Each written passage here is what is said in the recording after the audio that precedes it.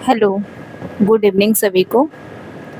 कल हमने वैदिक कालीन सभ्यता पढ़ा था और उसके जो भी पार्ट्स थे उसको देख लिया था। आज हम उसके बारे में विस्तार से पढ़ते हैं। तो पहले शुरू करते हैं ऋग्वेद से। जो ऋग्वेद है इसमें जो ऋग का अर्थ होता है उसका अर्थ है छंदों एवं चरणों से युक्त मंत्र। तो इस प्रकार देखिए तो जो ऋग्वेद का तात्पर्य है वो ऐसे संग्रह जो छंदों एवं चरणों में आबद्ध हो, यानी कि ये संग्रह है किस चीज का, तो छंदों का संग्रह है। जो ऋग्वेद है ये सबसे प्राचीन वेद है, यानी कि 4 वेद हैं, उन चारों वेद में जो सबसे पुराना है वो ऋग्वेद है। इसकी रचना सप्त सैंधव प्रदेश में हुई थी। कल हमने इसको देखा था 1500 से 1000 ईसा पूर्व के बीच में। इन्हें यज्ञों के अवसर पर देवताओं की स्तुति के लिए, यानी कि उनको याद करने के लिए पुरोहित गाते थे, और जो पुरोहित इस मतलब छंदों को गाते थे उनको होत्री यानी कि होता पुरोहित कहते थे। आगे देखते हैं। इसे पूर्व वैदिक काल या ऋषि मंडल संज्ञा से भी विहित किया जाता है। ऋग्वेद की जो लिपि है, यानी कि किस लिपि में लिखी गई है, तो ये ब्राह्मी लिपि में लिखी गई है और इसमें कुल 10 मंडल हैं, जिसमें से 2 और सेकंड यानी कि सेकंड और 7th जो मंडल है वो सबसे पुराने मंडल हैं, जिनको कुल या वंश यानी कि गोत्र या ऋषि मंडल की संज्ञा दी जाती है। और जो 8वां और जो 9वां मंडल है और पहला, ये इसमें बाद में जोड़े गए हैं। जो पहला और 10वां मंडल है वो आकार में देखें तो और सबसे बड़ा है। तो इसमें जो मोस्ट इम्पॉर्टेंट चीज़ है वो हम देख लेते हैं। इसमें सब कुछ पढ़ने की ज़रूरत नहीं है, बहुत ही ये ज़्यादा है। बुक में अगर देखें तो बहुत ज़्यादा लिखा गया है, जिसमें से बस हम वही पढ़ेंगे जो प्रीवियस ईयर में, चाहे वो किसी भी एग्ज़ाम में प्रीवियस ईयर में पूछा गया है। तो इसमें से 10वां मंडल के बारे में पूछा गया है तो उसके ही बारे में पढ़ते हैं, हमें सारे मंडल के बारे में नहीं पढ़ना। तो जो 10वां मंडल है ये नया मंडल है, मतलब कि इसको सबसे बाद में जोड़ा गया था। इसी मंडल में जो पुरुष सूक्त है उसमें 4 वर्णों की उत्पत्ति का सिद्धांत प्रस्तुत किया गया है, उसे 10वें मंडल में प्रेजेंट किया गया है। ऋग्वेद वैदिक जो काल था उसमें जो स्त्रियां थीं, स्त्रियां भी विदुषी जो थी, जैसे कि उनके हम कुछ नाम देख लेते हैं।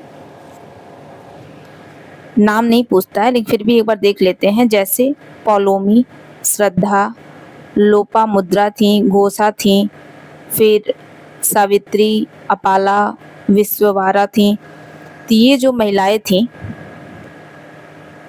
इनको ऋग्वेद में ऋषि की संज्ञा प्रदान की गई है, मतलब कि उनको भी ऋषि कहा जाता था। जो तृतीय मंडल है यह मंडल सविता यानी कि सूर्य देव को समर्पित है। सविता हम सूर्य को ही कहते हैं, इसका ये पर्यायवाची है। इस मंडल में जो विश्वामित्र हैं उनके द्वारा ही रचा गया है गायत्री मंत्र, और इसका उल्लेख मिलता है तृतीय मंडल में। और इस गायत्री मंत्र का ही उद्देश्य था जो अनार्य लोग थे, यानी कि जो आर्य नहीं थे उन लोगों को आर्य बनाना उद्देश्य था। एक और मंडल है उसको देख लेते हैं, इससे भी क्वेश्चन बना हुआ है। सप्तम मंडल यानी कि 7वां, यह मंडल वशिष्ठ ऋषि से संबद्ध है, जिसमें 10 राज यज्ञ युद्ध का उल्लेख मिलता है। इसको आप याद रखेंगे। आगे देखते हैं एक और मंडल, 9वां मंडल यानी कि 9th वाला। यह मंडल सोम देवता को समर्पित है। इससे सिंगल क्वेश्चन बनता है कि सोम देवता को समर्पित है, ये कौन सा मंडल में दिया गया है, तो ये 9वां है और इसे सोम या पौमान मंडल भी कहा जाता है। एक और हम टॉपिक देख लेते हैं कि ऋग्वैदिक में कुछ शब्द दिए गए हैं, उन शब्दों को कितनी बार उनका उल्लेख मिलता है ऋग्वेद जो ग्रंथ है उसमें। तो इसमें से हमें टीचिंग के लिए देखें तो यमुना और गंगा ये मोस्ट इम्पॉर्टेंट है, लेकिन और भी आप देख सकते हैं ये अलग अलग एग्जाम में बने हुए हैं, जैसे कि यूपीएससी में बना हुआ है, फिर राजस्थान का जो वहाँ का पीसीएस है उसमें बना हुआ है, बीपीएससी में बना हुआ है।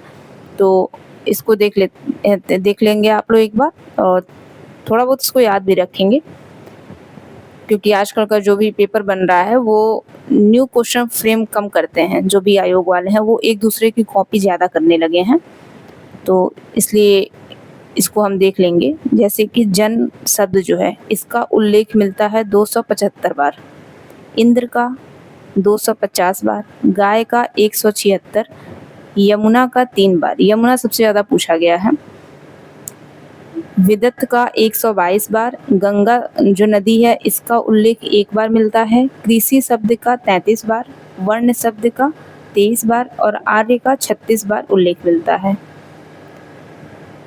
ऋग्वेद एवं जिंद अवेस्ता, जो जिंद अवेस्ता है ये एक ईरान का धर्म ग्रंथ है। इन दोनों में समानता पाई जाती है, और वो समानता क्या है कि ये दोनों भारोपीय भाषा के प्राचीनतम ग्रंथ हैं। ये एक बार यूपीएससी में ये क्वेश्चन बना हुआ था, तो इसको भी एक बार आप याद रखेंगे। देखते हैं फिर यजुर्वेद। जो यजुर्वेद है ये यजुस शब्द से बना है। यजुस का मतलब होता है यज्ञ। यह वेद कर्मकांड प्रधान है, यानी कर्मकांड मतलब कि इसमें विभिन्न यज्ञों, फिर उन यज्ञों को करने के लिए जो भी विधि विधान है और कर्मकांडों का इसमें विवरण मिलता है। यह जो वेद है पद्य के साथ गद्य में भी जोड़ा गया है। गद्य में भी मतलब लिखा गया है, इसमें मतलब पद्य और गद्य दोनों मिलेंगे। जो गद्य भाग है उसको यजुस की संज्ञा दी गई है। नेक्स्ट है यजुर्वेद का पार्ट। यजुर्वेद को 2 भागों में बांटा गया है, शुक्ल में और कृष्ण यजुर्वेद में। तो जो शुक्ल यजुर्वेद है इसके भी 2 सब टाइप हैं, एक है कानव और एक है माध्यनंदीन। माध्यनंदीन को ही वाज सनई संहिता कहते हैं। जो कृष्ण यजुर्वेद है इसके भी कई पार्ट्स हैं, लेकिन उससे अभी तक कोई क्वेश्चन नहीं बना हुआ है, इसलिए उसे हम नहीं देखेंगे, हमें बहुत ज़्यादा डीप में नहीं पढ़ना है। तो जो वाज सनई संहिता है इसको जो दृष्टा थे वो वाज सनई के पुत्र याज्ञवल्क्य के थे। दृष्टा मतलब कि जिसने जो विटनेस है, यानी कि जो सामने से इस चीज़ को देखा है, तो वो वाज सनई के ही पुत्र थे। इस संहिता में पुरुष मेध यज्ञ खंड में बलि कर से पीड़ितों की सूची दी गई है। यहाँ बलि का मतलब बलि चढ़ाने से नहीं है, जो पहले जानवरों का चढ़ाया जाता था। यहाँ है टैक्स से, यानी कि जो टैक्स के जो पीड़ितों की एक सूची थी, उसमें शिल्प एवं व्यवसायों की एक लंबी तालिका का उल्लेख है। सामवेद देखेंगे। साम का अर्थ है संगीत या गान। तो इस वेद को ही भारतीय संगीत का मूल ग्रंथ माना जाता है। ऐसा माना जाता है कि जो भारतीय संगीत है उसकी उत्पत्ति इसी सामवेद से हुई है। इस वेद के जो प्रथम दृष्टा थे, यानी कि इस वेद को किसने देखा है, मतलब जो इसको लिखा गया है उस पूरे को किसने देखा, तो वो थे जैमिनी। यह वेद ऋग्वेद से अभिन्न माना जाता है। इसमें यज्ञों के अवसर पर गाए जाने वाले मंत्रों का संग्रह है, यानी जो भी यज्ञ वगैरह होते थे उस टाइम जो भी मंत्र का उच्चारण होता था उस मंत्र को दिया गया है सामवेद में। और यह जो सामवेद है ये इसको गाया जाता था, तो ये गाए जाने वाली चीज़ें किस में आएंगी, पद्य में लिखी जाती थी। तो यह जो वेद है ये पद्य में है। नेक्स्ट है अथर्ववेद। इस वेद के जो प्रथम दृष्टा थे वो थे अथर्वा ऋषि, इसीलिए इस वेद को अथर्ववेद पड़ा इन्हीं के नाम पे। वैदिक परंपरा में देखें तो इसको ब्रह्म वेद कहा गया है। इसके मंत्र जो हैं वो लौकिक जीवन से संबंधित है, यानी कि जो लौकिक जीवन है, यानी कि अभी जो चल रहा है तो उस चीज़ से संबंधित था, जैसे औषधि से, जादू टोना, वशीकरण, अंधविश्वास, गाय का महत्व, विवाह संस्कार, रोग निवारण, इन सब के बारे में अथर्ववेद में उल्लेख है। इस वेद के मंत्रों का जो उच्चारण करने वाले पुरोहित होते थे उनको ब्रह्मा कहा जाता था। इसलिए इस वेद को देखें तो ब्रह्मा वेद यानी कि श्रेष्ठ वेद भी कहा गया है, क्योंकि जो अन्य जो भी यज्ञ होते थे उसमें अगर कोई भी बाधा आती थी तो उस बाधा का निवारण अथर्ववेद ही करता था, यानी कि अथर्ववेद में ही उसका निवारण था। जो आयुर्वेद है यानी कि जीवन का विज्ञान, उसका जो सर्वप्रथम उल्लेख मिलता है वो अथर्ववेद में ही मिलता है। मगध एवं अंग जो राज्य थे, जो अभी बिहार राज्य में ये स्थान पढ़ते हैं, मतलब उस टाइम थे मगध और अंगराज, इनका उल्लेख सबसे पहले इसी वेद में प्राप्त होता है। इस वेद में मगध के जो लोग थे उनको व्रात्य कहा गया है। कुरु के जो राजा थे परीक्षित, उनका भी सर्वप्रथम उल्लेख हमें अथर्ववेद से ही प्राप्त होता है। परीक्षित को मृत्यु लोक का देवता कहा गया है। वैदिक कालीन जो जनतांत्रिक संस्थाएं थी, यानी कि लोगों की संस्था थी या संगठन कह सकते हैं, जिसे सभा और समिति कहते थे। ये सभा और समिति, इन दोनों को प्रजापति की 2 पुत्रियां कहा गया है अथर्ववेद में। अब देख लेते हैं जो 4 वेद हैं इनके उपवेद भी हैं, और उनके जो उपवेद हैं वो किसके विषय में है ये भी देख लेते हैं एक बार। ऋग्वेद जो है इसका उपवेद आयुर्वेद है, जो कि वैदिक विद्या का बोधक है। यजुर्वेद जो है ये धनुर्वेद का है, जो शस्त्र विद्या का ज्ञान है, मतलब कि शस्त्र विद्या के बारे में धनुर्वेद में लिखा गया है। जो सामवेद है इसको सब टाइप मतलब कह सकते हैं, इसका जो सब पार्ट है गंधर्ववेद। गंधर्ववेद में संगीत विद्या का ज्ञान है।